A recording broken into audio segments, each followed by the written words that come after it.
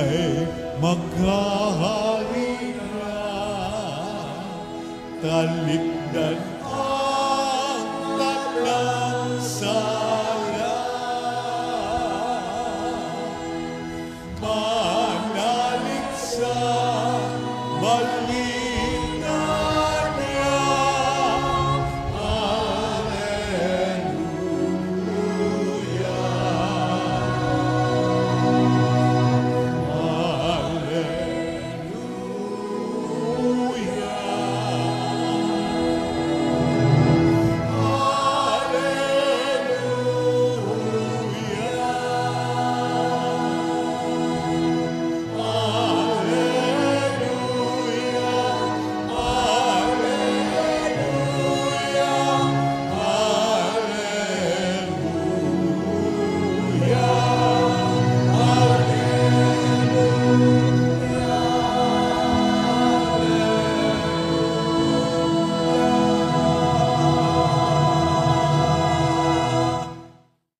Sumainyo ang Panginoon at sumaiyo rin. ang mabuting balita ng Panginoon ayon kay San Mateo. Papuri sa iyo, Panginoon. Noong panahong iyon, sinabi ni Jesus sa kanyang mga apostol, "Humayo kayo at ipangaral ninyo na malapit nang maghari ang Diyos. Pagalingin ninyo ang mga may sakit at buhayin ang mga patay. Pagalingin ninyo ang mga may ketong at palayasin ang mga demonyo. Yamang tumanggap kayo ng walang bayad, magbigay naman kayo ng walang bayad. Huwag kayong magdala ng salapi, maging ginto, pilak o tanso sa inyong mga lukbutan. Huwag din kayong magdala ng supot sa inyong paglalakbay, ni bihisan, pampalit na panyapak o tungkod, sapagkat ang manggagawa ay may karapatan sa kanyang ikabubuhay. At saan mang bayan o nayon kayo dumating, humanap kayo ng taong karapat-dapat pakituluyan at manatili kayo roon habang kayo'y nasa lugar na iyon. Pagpasok ninyo sa bahay, sabihin ninyo, maghari nawa ang kapayapaan sa bahay na ito. Kung karapat-dapat ang mga tao sa bahay na iyon, panatilihin ninyo sa kanila ang inyong bati. Ngunit kung hindi, bawiin ninyo ito. At kung ayaw kayong tanggapin o pakinggan sa isang tahanan o bayan, umalis kayo roon at ipagpag ang alikabok ng inyong mga paa. Sinasabi ko sa inyo na sa araw ng paghuhukom ay higit na mabigat ang ipaparusa sa mga tao sa bayang yaon kaysa dinanas ng mga taga-Sodoma at taga-Gomora.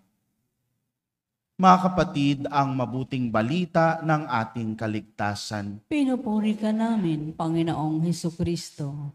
Magsiupo ang lahat at makinig sa homilya.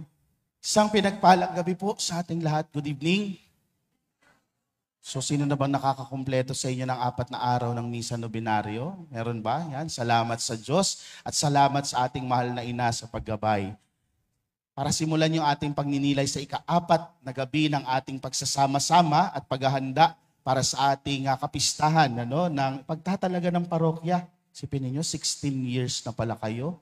Sabi ko kay Father Danichi, wow, sweet 16. Dalaga na, ang solidad. Tanong, kung kayo ay maglalakbay, sabihin na natin sa probinsya, at kayo ay bibigyan lamang ng pagkakataon para magdala ng isang bagay, isa lang.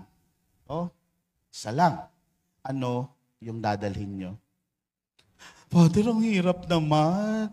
Kung pwede ko nga dalhin lang yung cabinet namin para wala akong makalimutan eh. Sige nga. Dito, sinong rosary? Napakabanal naman ni Sister, rosary. Paano? Dasal tayong dasal. Paano kakainin mo pag nagutom ka? Mabubusog ka ba sa rosary? Okay naman yung rosary. Pero syempre, kailangan tugunan natin yung gutom natin, di ba? Wala kang baon, wala kang pera. Dito sa kabila, isang bagay lang ang pwede mong dalhin. Isa lang, sister. Tubig. Okay, so mga 5 araw kayo maglalakbay, mga ilang galong tubig ang dadalhin ninyo? Ha? O sabihin natin naka 5 galon kayo, dala-dala nyo, hirap na hirap si sister, no? Tapos naubos, o anong mangyari? Wala na.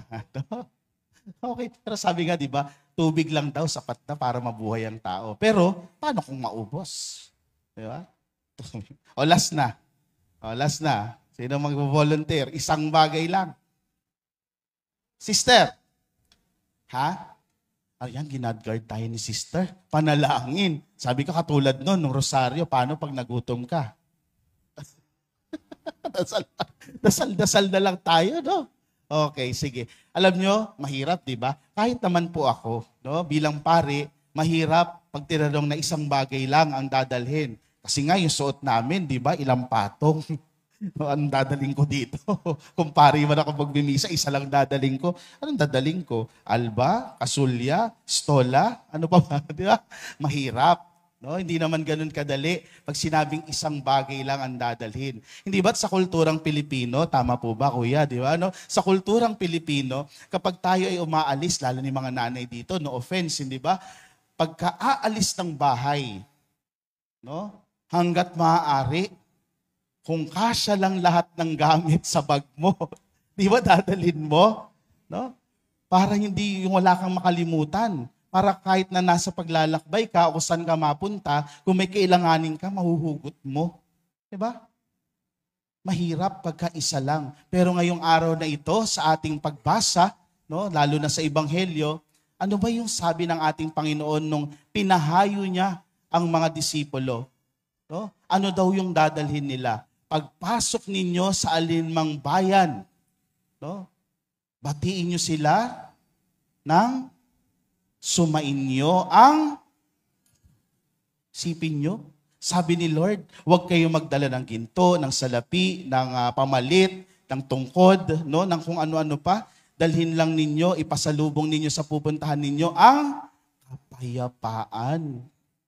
Ang hirap unawain ng Panginoon natin, ano? Isang bagay lang yung dadalhin at yun yung kanyang kapayapaan. Minsan, totoo naman, aminin natin sa hindi, yung mga wisdom o yung mga turo ng ating Panginoon ang hirap unawain. Para bagang isang lalaki, no, nagtanong, sabi niya, bakit kaya hindi na lang sinlaki ng pakwan yung mangga? Ang sarap-sarap ng manggay. Di ba? Lord, bakit kaya ganun, no? Bakit yung mangga naka sa puno, no? At yung pakwan na malaki, gumagapang, no? Habang nagninilay-nilay siyang ganun, nalaglagan po siya ng isang bunga ng mangga. Puk! Okay, naintindihan ko na. Kasi kung sinlaki ng pakwan yung mangga, nakipagpalit na ako ng mukha sa pakwan. No? Itong paunawa at pabatid sa atin ng ating Panginoon na baunin natin ang kapayapaan niya ay merong itinuturong mahalagang bagay sa atin. Lalong-lalo na sa ating sambayanan, no? Na dito sa Soledad, habang tayo ay nagdiriwang at naghahanda para sa ating kapistahan. Ano? Unang-una na sa lahat, no? Ang ating Panginoon, inaanyayahan tayo na suriin yung laman ng ating mga puso. Ano nga ba yung dala-dala ko sa pang-araw-araw? Dala ko ba yung stress sa trabaho ko? Naku, yan na, papasok na naman ako. Ang aga-aga, tapos gabi na naman ako uwi. Yun ba yung dala mo? No? Kaya buong maghapon, stress ka, ang dami mo tuloy wrinkles. Di ba? Ay, magmalaki mo yan. No? Pinaghirapan mo yung wrinkles mo eh. No? O ano ba yung dala-dala ng kalooban ko? No? Dala-dala ko ba yung sama ng loob doon sa nakaalitan ko o hindi ko nakasundo nung isang araw, nung isang buwan, nung isang taon, nung 10 taon pang nakalipas? Eh baka patay na yun eh. Ikaw nandyan pa yung sama ng loob sa loob mo, sa puso mo. Ito ba yung dala-dala ko? No? Maganda na suriin natin sa mga puso natin, sa ating mga personal na buhay, at gayon din sa ating sambayanan. Ano ba yung dala-dala namin bilang isang sambayanan? Dala ba namin yung kapayapaan ni Kristo para sa isa't isa? O dala namin yung mga gusto naming dalhin sa buhay? Yung mga bagay na ayaw naming bitiwan? Kasi, no, ito yung bumubuhay sa akin. Talaga ba? Yung sama ba ng loob ang bumubuhay sa'yo? No? Itong mga bagay na pinangahawakan natin, yung pera, kayamanan, bayat lupa, kotse, mawawala lahat yan. Pero ang kapayapaan ng Panginoon ay isang bagay na hindi na makukuha sa atin. No? Pangalawang bagay, inaanyayahan din tayo ng ating Panginoon, na sa pagsuri natin sa ating mga kalooban, tanungin din natin mga sarili natin, gaano na nga ba kalalim yung pagtitiwala natin sa Diyos? Sa isang Diyos na hindi kailanman nagpapabaya, sa isang Diyos na alam natin at naniniwala tayong mapagbiyaya. No? Sa buhay natin ngayon, sa estado rin natin bilang isang komunidad dito sa Soledad, gaano na nga ba yung kalalim yung pagtitiwala ko sa Diyos na hindi kami pababayaan? No?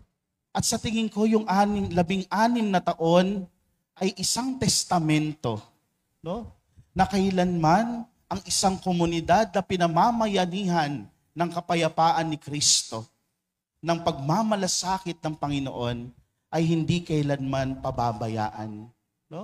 16, sweet 16, and beyond. At sa marami pang mga taon na ipagkakaloob sa atin ng Panginoon, gaano na ba kalalim yung pagtitiwala natin sa Panginoon? Kung tayo ay pinahahayo niya, sinasabi niya, isinisend ko kayo bilang isang komunidad, pamayanan ng solidad, para kayo din ay maging mga daluyan ng biyaya sa ibang tao, makapagbigay kayo ng tulong sa mga nangangailangan. Willing ba ako? Kaya ko bang magbigay? Na hindi iniisip na baka ako yung maubusan? Nasaan ng level yung pagtitiwala natin sa Diyos? Nasaan na yung sinasabi nating God will provide. Sabi ng God will provide, pero nariyan may nanghihingi sa'yo. Titignan mo, may matitira ba sa akin? Huwag na lang, palisin mo na. Nasaan na yung pagtitiwala natin sa Diyos? At sa tingin ko, panghuli, hindi lamang sinasabi ni Jesus sa kanyang mga disipulo yung paghayo na sinasabi niya, sige, pumunta kayo sa mga bayan, magpagaling kayo ng mga may sakit, bumuhay kayo ng mga patay. Napaka-imposible, Iisipin natin tayo yun, parang napaka-imposible. Pero, sinasabi rin sa atin ito ngayon ng ating Panginoon, lalo na sa panahon natin. Kung saan, marahil walang pisikal na kamatayan, pero marami sa mga kapatid, mga kakilala natin na unti-unting namamatay yung kanilang pananampalataya, yung kanilang pagmamahal, yung kanilang pagmamalasakit sa kapwa. Papaano tayo sinusugo ngayon ng ating Panginoon sa ating panahon? Alam nyo, magandang tingnan yung unang pagbasa kung saan, familiar ba kayo sa story ni Joseph the Dreamer, yung ating first reading? Siya ay ibinenta ng kanyang mga kapatid. Diba? At tinapon at pinalabas na patay na siya. Pero nung nagkaroon ng taggutom, ano nangyari? Dahil mahusay itong si Joseph, si Jose, na-i-interpret niya yung panaginip ni Haring Potiphar. Kaya ginawa siyang second in command. Kumbaga, yung Pharaoh, tapos siya na. Siya'y namamahala sa mga kapirahan, sa kayamanan ng buong sambayanan nila. Kaya nung karoon ng taggutom, pumunta yung mga kapatid niya na hindi siya nakikilala. At ito yung climax, yung first reading. Nagpakilala na siya bilang ako yung kapatid ninyo. Diba? At tinulungan niya pa rin yung kanyang mga kapatid dahil sila ay nasa gitna ng paghihirap. Kung ako si Jose, sa totoo lang, yung tinakwil ako, bakit ko kayo tutulungan? Di ba ayaw nyo sa akin? Di ba binenta nyo nga ako? Pero hindi. Si Jose, nagnilay at ipinakita pa rin yung biyaya o pagiging mapagbiyaya ng Diyos sa kanyang buhay kahit siya ay tinanggihan, kahit siya ay inayawan kahit ng kanyang sariling pamilya, tinulungan niya pa rin ang mga ito. Mga minamahal kong kapatid, sa pagdiriwang natin ng ika-4 na misa nobenaryo natin bilang isang sambayanan dito sa Soledad, Maganda na pagnilayan natin, nasa ang level na ba tayo ng pagtitiwala sa Diyos? Ano-ano yung mga bagay na ito na dala-dala natin bilang isang komunidad? Dala ba natin ang kapayapaan ng ating Panginoon sa bawat isa? Yan yung hihilingin nating grasya na sa tulong ng ibinibigay sa ating tulong ng ating mahal na ina, no, na hindi nawalan kahit kailan ng pag-asa at pagmamalasakit sa bayang itinatag ng ating Panginoon. Hilingin din natin sa Panginoong Hesus, no, na tulungan tayong makita at suriin ang ating mga sarili. Tulungan tayo na dalhin ang kanyang kapayapaan sa bawat isa. Bagamat mahirap, lalo na sa panahon natin ngayon, pero alam natin na dahil nagmamalasakit at nagmamahal sa atin ang ating Panginoon, no, hindi tayo pababayaan. Kaya lumakad tayo, humayo tayo sa kanya-kanya nating mga pamilya at dito sa ating komunidad para dalhin ang isang bagay, no, na pinadadala sa atin ng ating Panginoon. At yan ay ang kanyang kapayapaan. Simple lang naman daw kasi, no, ang logic ng buhay. Kung ano yung baon-baon mo sa buhay na ito, ay siya rin namang pasalubong mo sa Diyos. Ano ang nais mong ipasalubong sa Diyos?